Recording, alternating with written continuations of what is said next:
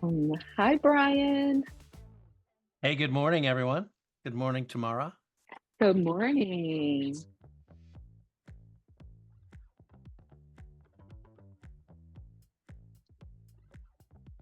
And we're getting one more person. And hi, everyone. There we go. Mhm. Okay. Now I feel like an official newscaster.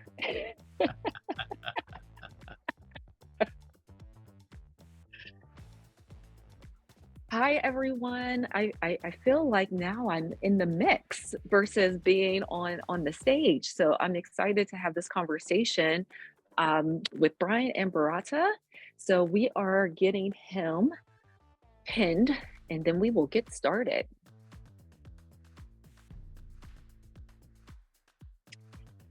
There he is. I Yeah. think we're ready to get started. How are you today? I'm doing well, Tamara. How are you doing? I'm doing good. They have me working over here, guys. I see. So now I'm going to let you guys do all the talking. Let's start off with some introductions. So, first of all, thank you both for joining us for this panel discussion. As you know, our theme is Stronger Together, which encapsulates, the power of collaboration and peer learning. So today we have two distinguished individuals and who are going to be bringing some valuable insights into the current landscape of businesses in Western Pennsylvania. So I'm thrilled to welcome two friends, two people I like to call friends. Brian Slawin, Director and Portfolio Manager of the Northwest PA at Ben Franklin Technology Partners, and Barata Bay, the President of the African American Chamber of Commerce of Western Pennsylvania. So, gentlemen, if you could, before we dive in, maybe talk about your organization and talk about your very important roles within the organization. Brian, I'll Brian, do let you you want to go. kick it off? Happy to do so, everyone. Tamara and everyone at Entrepreneurs Forever, thanks so much for including the Ben Franklin Technology Partners in our important work supporting entrepreneurs and entrepreneurial businesses as they go from literally an idea on a napkin to a storefront or manufacturing facility or technology company. We're super excited for the companies in our portfolio to be part of your program and looking to scale that further. So, the Ben Franklin Technology Partners was the nation's first and arguably most impactful venture development organization. And what that means is we find, mentor, support, and then ultimately invest and help grow various companies that are doing something in innovation, either an innovative business model or an innovative product or an innovative tool that helps them scale beyond the adding one employee, adding two employees, adding three employees. We really look at how does innovation help their business scale. And we do that in two vertical areas. One is technology, which we will talk about what technology really is here in a little bit, as well as in small manufacturing. So we invest in emerging companies. We provide management support for those portfolio companies. We do a lot of entrepreneurial training. And in keeping with the theme of today, we help local organizations develop their local entrepreneurial ecosystem to support all of the companies that are growing. So that's the Ben Franklin Technology Partners, and super excited to look for today's discussion. There we go. Thank you, Brian. Brian, tell us a little bit about the African American Chamber of Commerce of Western PA and your new role. Yeah, thank you, Tamara. Well, just I'm glad to be here. I'm glad that I can share this information with Brian and all of the members of Entrepreneurs Forever. The African American Chamber of Commerce of Western Pennsylvania, we've been around for about 27 years.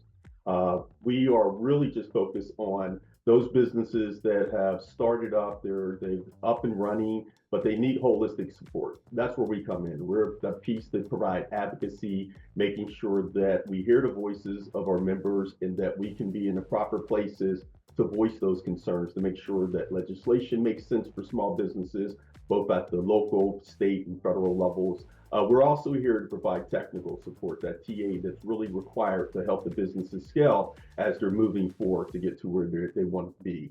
The other thing that we're providing as well is making sure that we're that conduit to get you connected to those mentors, right? Everybody needs a mentor to figure out those problems that you're going to face, right? They're there, they're waiting for you. But if you can have someone that's already been around that corner and can tell you what to expect and how to navigate through that, that's what we're here for, to make sure that we get you connected as well. The other thing that we really focus on is making sure that we're creating opportunities for all businesses. We're titled the African American Chamber of Commerce, but we're a very diverse chamber. We have Latin Americans, we have Asian, we have Caucasian, as well as African American and other minority groups. So we're really excited about that. But we're just here to make sure that we're taking this journey with you and that we can be that advocacy that you need. Great. Thank you, gentlemen, for those explanations. So let's dive right in. I have my list of questions here. Brian, with your statewide perspective at Ben Franklin, what trends or patterns have you seen in new business startups in Western PA, especially considering the rise of applications that we saw during COVID? These would be business applications, and the still lower operational numbers compared to pre-COVID. Yeah, super good question, and actually a super critical question for organizations like Barãta's, ours, yours, at Entrepreneurs Forever, and so many others. Here's some numbers. For every 1% increase in entrepreneurial startups, and Barãta's right, it can be from any company, there will be a $500 increase in household income per year for every 1% of increase in entrepreneurism. Why? Because of the ripple effect, right? So I'm a storefront person. I need to buy product. I need to hire people to serve customers. I need to do the things necessary, and that capital will ripple through the economy. Further, there is a 2%, for every 1% increase in entrepreneurism, there's a 2% reduction in poverty. So some of our communities really need that, right? Some of our more rural, certainly underinvested in areas, really need an increase in entrepreneurism. So 99% of all new jobs are in entrepreneurial companies. So it has a massive impact, entrepreneurism does, a massive impact. And so at Ben Franklin and at the African American Chamber and Entrepreneurs Forever and so many others, the things I think we're seeing are there's a separation between talent and geography. Things like Zoom have made it easier to do business at a distance. So there's really been a shift to remote or hybrid work, although I think it was yesterday or maybe late last week, where Amazon said, yep, everyone's going back to the office. So that'll be interesting to see what happens to their workforce as that becomes a reality.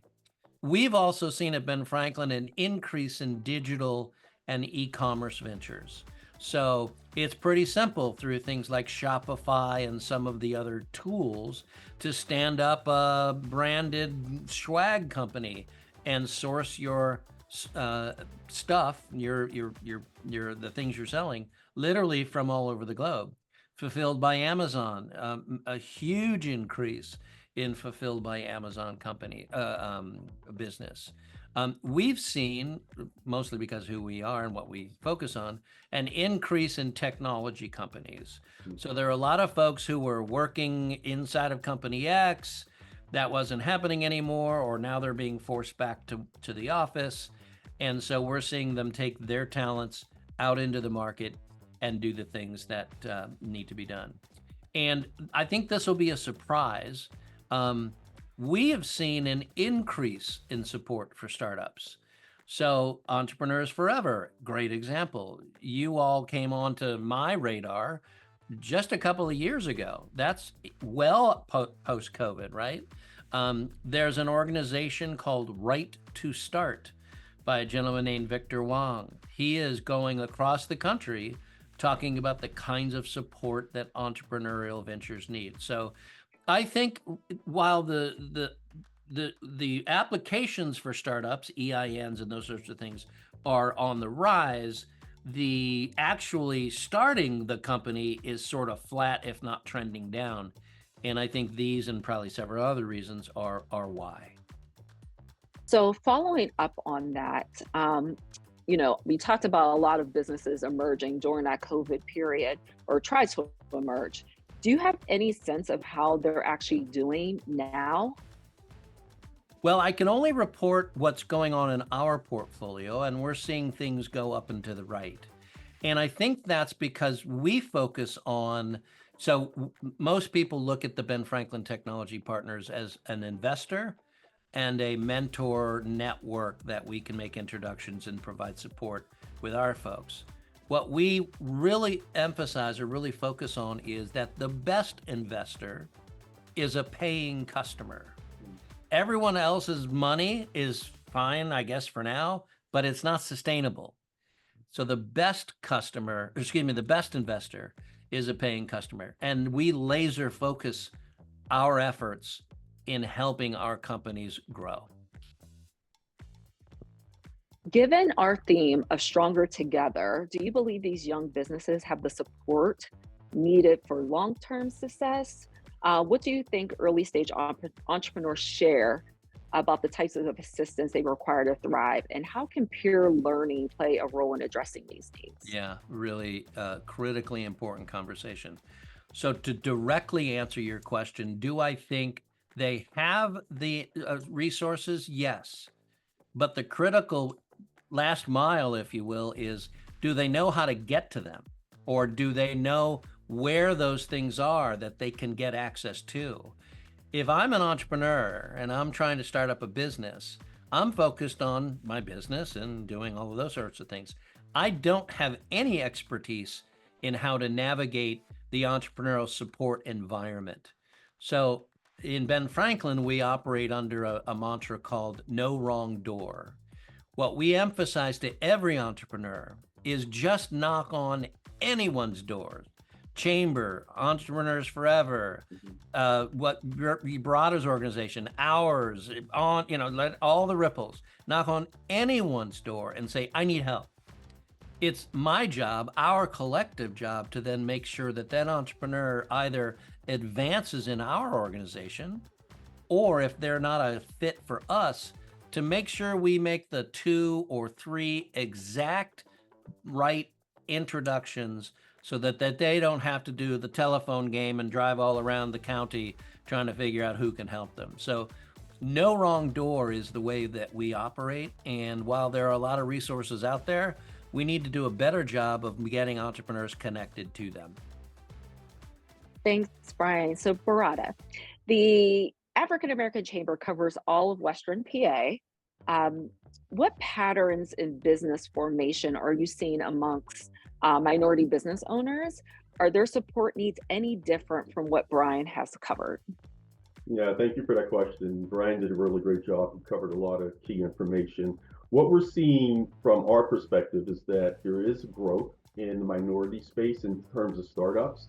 We're seeing that for example, for African American small businesses, we're seeing an uptick in service-based industries, right? Services that they're providing in through barbershops, salons, food services, clothing and beauty products. And then we see an uptick in consulting services such as accounting, health and wellness, mental health services, and legal services as well. We're also seeing an uptick in, even though the representation for minority operators being in the tech industry, we are seeing an uptick there. And so we're seeing that with the help of Kiva Pittsburgh, they're helping bring more minorities into that tech space. Tally Leadership Institute is also working with leaders of startup tech industries to make sure that they're getting well connected, having access to those funding sources so that they can play a bigger presence. In the Latino entrepreneurship, we're seeing an increase again in food trucks, specialty foods, grocery stores, things of that nature. We're also seeing a lot of foreign language services coming online to help with the immigration population to navigate through the cities that they're living in, the resources that they're coming connected to, because again, a lot of services that are provided to help them support them don't have the language speaking experts on staff. So we're seeing more of that. We're seeing an uptick in the immigration population. Again, what are they getting into? The import, export, food specialties, personal service, cater, that's a niche provider to their particular groups and cultural groups. We're seeing uptick in women minority businesses getting into healthcare, other health and wellness services as well, spas, beauty products, candles. So the range is pretty wide and it's very diverse, but we're seeing that they are definitely moving into these areas. In terms of the supports that they need, we're going to get into this later on, but access to capital. A lot of them still express that they need that. We'll talk about that a little more. Additional supports, right? Getting into the proper networks. How do you navigate those networks? Then they're talking about, their additional needs are penetration into new markets. What does that look like for them? And then the logistics of their business, right? How do they navigate the inventory coming in and out? Like, what does that look like? Just-in-time inventory, things of that nature. Making sure that they don't have products sitting on the shelf that they can't move, because that's going to ultimately have a negative impact on them. So all those supports that Brian pretty much touched on, we're seeing that that's trickling down to the smaller minority businesses as well. So I have a two-part question for you. With over 600 members in your directory, you're in touch with many long-standing businesses. From your perspective, what are the top 3 challenges these businesses are facing today? Are they like inflation? Is it hiring? And then the second part is, in the spirit of Stronger Together, what solutions have you observed effectively to help these established businesses navigate and overcome these challenges? So yeah, that's a really great question. And I would say that there's many challenges that I'm hearing, but I would say rather than 3, there's 4. And I'll go through them quickly, right? Because when I'm talking to small businesses, the number one thing that always jumps out is access to capital. And so we hear that all the time. I guess that's across the country. But when you really dig down into that and you're wondering, like, what do you mean by access to capital? Well, several things come to mind. One is that they know that a lot of them feel that they're not bankable. If they go to a bank, they're going to be denied, right? They talk to their peers, they hear this. So I think that has 2 effects on them. One is that those that may even be bankable, but they've heard all the horror stories, so that's not an option for them in their own mind. So I think it was mentioned earlier, Katie talked about it, where we're seeing a lot of small businesses self-funding from start to finish, right? They're reaching out to their families for support. So access to capital is always one. Equity investment, which comes under that umbrella, is an additional one. The other area that's a big challenge is market access and networking. Penetrating newer, larger markets for a smaller business can be difficult, right? Because of the lack of the network and that connectivity to help get them into those markets. And then the networking piece. We're finding that a lot of small businesses, they understand the importance of networking, but when you dive a little deeper into that conversation, you start to understand that networking for some comes easy, for others, it's a mystery. And so helping them remove that fog and understanding how to get started with networking, but once you're in that room, how do you effectively network? And then the other is the ongoing systematic bias and discrimination. We're seeing it in the banking systems when it comes to lending. 1, you're just being outright denied, or 2, there's some ridiculous criteria that they have to meet in order to qualify. And then 3, if they are approved, they're receiving lesser amounts than what they wanted. And then with those lesser amounts are attached higher interest rates, which again becomes a barrier. The other is customer perception. We're finding that, and I thought this was interesting, a lot of the small businesses or minority small business owners, they said that when they go to try to, one, penetrate into new markets that are difficult, they're also finding that there's bias coming from the customers because they have misperceptions about what that business can do. Can they deliver a product in time? Are they going to be professional? And it just, the list goes on. And so we're finding that that's difficulty as well. And then the 4th category, it was mentioned by Simon, is retention of talent. and finding new talent. That seems to be across the board, systematically impacting small businesses as well as large businesses. And then I think the second part of your question was like, what are some of the solutions? I think, when you're looking at access to capital, it's one, getting them to think about capital a little differently, and that it is a tool and that there's other avenues of capital out there. And I think that if your local bank, one, is not working with you and you've been banking with them from the start, you need to reevaluate that relationship. Two, I think that there's community development financial institutions, CDFIs that they can tap into, community banks, credit unions. I think, Pittsburgh, we lack Black-owned financial institutions, but that doesn't mean that the ones that are located in New York or Atlanta or North Carolina, they have abilities to lend across state lines. We need to be making sure as a chamber that we're introducing those resources to this market so that these minority business owners have access to them. And then I think also identifying some of the larger credit unions and community banks that are out there that are lending that we typically don't have in our backyard, making sure that we introduce them to the market as well. And then I would also say making sure that we're working with the community banks and financial institutions in this market to understand that they need to be rethinking their products and services, maybe creating something that's more portfolio related that gives them a little more flexibility that they can work with these smaller entrepreneurs. And then I think also what we do as a chamber in its vital work is making sure that we're helping create those networking opportunities, that we're filling the room with the decision makers for corporations, getting these companies to not only rethink their dollars that they're committing to their procurement processes, but then really taking a deep dive and understanding and identifying the biases that are in those systems and removing those. But then getting them into the room so that they can meet with these business owners and begin to have a dialogue and understanding the capabilities and learning that these individuals do have bandwidth and they can take on larger projects if they're given the opportunity. And then I think the final piece is, when you're talking about the retention of talent and finding new talent, I think there's some really great organizations out there. Like when I think of Partners for Works, Partner for Works can come in and help companies that have employees that need to be scaled and trained up, but they may not have the resources. Partner for Works has a really great program that a lot of small businesses don't know about.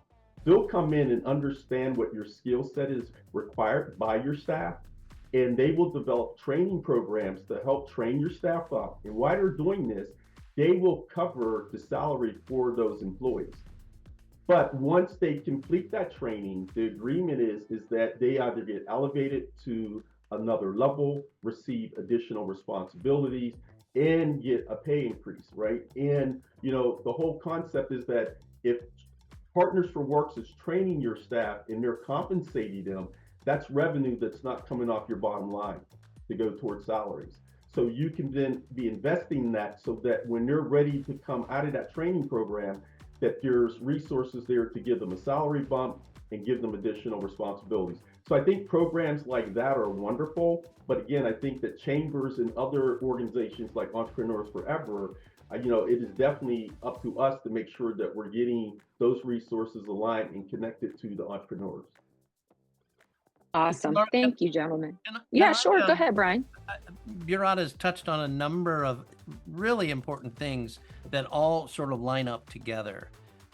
Pennsylvania is being out-invested by our peer states, pure and simple. And there are a lot of people working on that. But as we sit here today, Pennsylvania is being out-invested by our peer states. And what that means is, and Barãta touched on all of these, programs to support the growth of talent are underutilized because there's not enough capital. That means we're not getting more experience into the ecosystem to help these young companies get, their feet underneath them and get moving. That also means there's less innovation business models, innovation technology, innovation everywhere. There's just less of it because Pennsylvania is being out-invested by our peer states.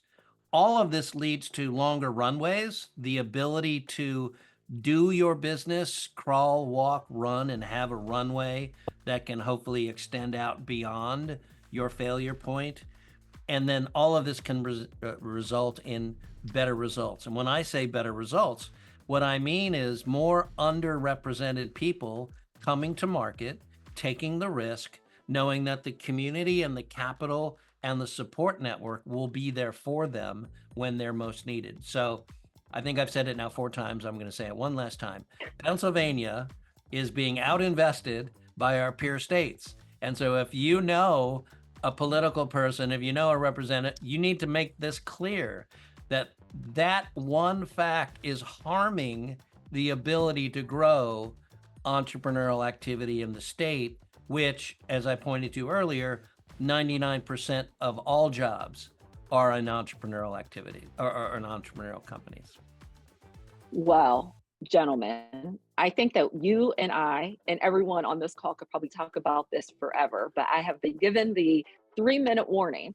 So before we close, I just want to say thank you very much for taking the time out of your very busy day to join us. And I know that Entrepreneurs Forever is working with each of your organizations to partner with you and your small businesses. If you could give one piece of advice to our entrepreneurs out there about the power of peer learning and why they should take advantage of this opportunity, what would you say? I'll go. I would say that peer learning is imperative. If you're not connected to a peer learning group, you need to get there. Several things. One, it's always power in numbers, right? I think the more people around the table having a conversation about some of these difficult things that entrepreneurs face, it's greater think, get things from different perspectives. I think when you have diversity of industries around the table, starting out, I think that there's some power to be spoken there as well about what you're seeing from different parts of the state that you're in, different markets that you may be experiencing or trying to infiltrate. There's some success stories to be learned, but there's also some challenges that everyone needs to hear to try to avoid those pitfalls and obstacles. I think too that, just to have the support in itself, right? Entrepreneurship is hard and it can be lonely. And it can be challenging, it can be depressing, but also on the flip side, it can be rewarding when it's done correctly. And I think when you have a village around you that's supporting you and you know that you're not going to face difficult times by yourself, but you have a support group, you can take on any type of problem. And finally, I would also say that, we heard about a lot of great resources. Listening to Brian, I learned about some things that I wasn't even aware of. We all, we just got to be aware that there are some things that we just don't know. You don't know what you don't know. And so being around a table full of folks, a lot of times those blind spots and those gaps will be filled just by having conversations, speaking with other people, like-minded people that are moving in the same directions that you are. Awesome. And Brian, I'll give you the last word. Yeah, 30 seconds. An idea, well executed, will always find the resources necessary. So let's go backwards. How do you get the resources necessary to execute your great idea? Reach out to Tamara, reach out to me, reach out to Barãta, reach out to anybody and say, I need help. Our responsibility is to make sure we get you positioned for success. We're your unfair advantage. So leverage us. I've noticed a couple of comments in the chat. Where do I go? Start with the 3 of us and we'll get you connected and moving in the right direction. And good luck to everyone. Awesome. Thank you so much. And we will drop both of their respective organization websites into the chat. So if you need to reach out to them and learn more information about them, the information will be there. And gentlemen, if you want to share even, your LinkedIn and your personal information, feel free to put that in the chat as well. I think I am now turning this back over to Katie.